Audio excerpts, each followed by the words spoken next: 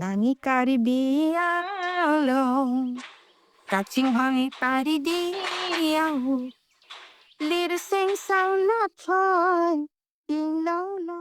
కొండలో కోకిల శ్రీమతి పోకిల లెక్తేపి పద్మశ్రీ 2026.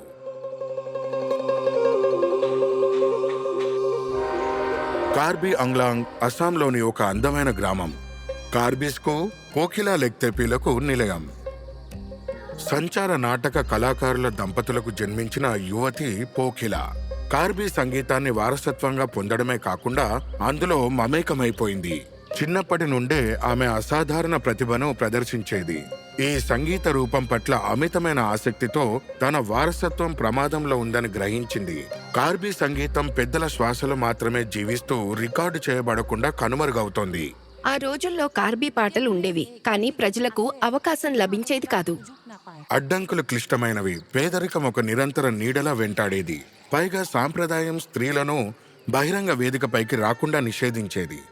ఏళ్ల తరబడి అంతరించిపోతున్న కళకు నిశ్శబ్ద రక్షకురాలిగా పోకిల తెరమరుగునే ఉండిపోయింది.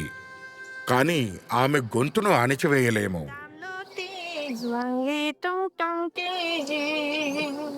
స్వేచ్ఛ పొంది ఆమె చర్చిలో తన వేదికను కనుగొంది. తనలాంటి భావాలు గల ఇతర మహిళలను తనతో చేరడానికి ప్రోత్సహించింది. ఆమె ఎన్నో మైళ్ళు ప్రయాణించి పెద్దలను కలిసి అంతరించిపోతున్న కళారూపాన్ని నమోదు చేసింది. మీరు సాహిత్యం రాసి దానికి బాణి కట్టండి, మా వంతు సహాయం మేము అందిస్తాము.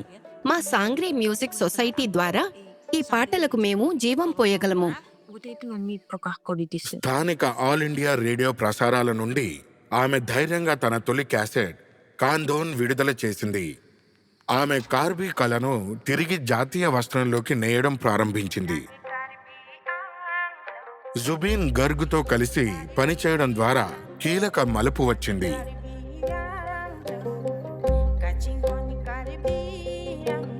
ప్రాచీన మంత్రాలకు ఆధునిక శక్తిని జోడించి నూతన తరం మనసులని గెలుచుకుంది.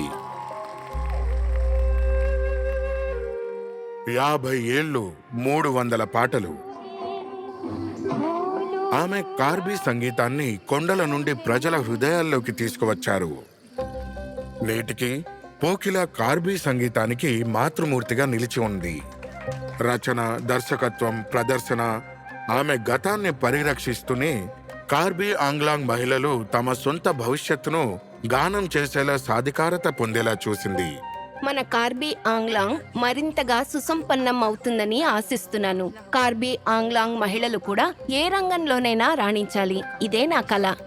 శ్రీమతి పోకిల లెక్తేపి పద్మశ్రీ 2026.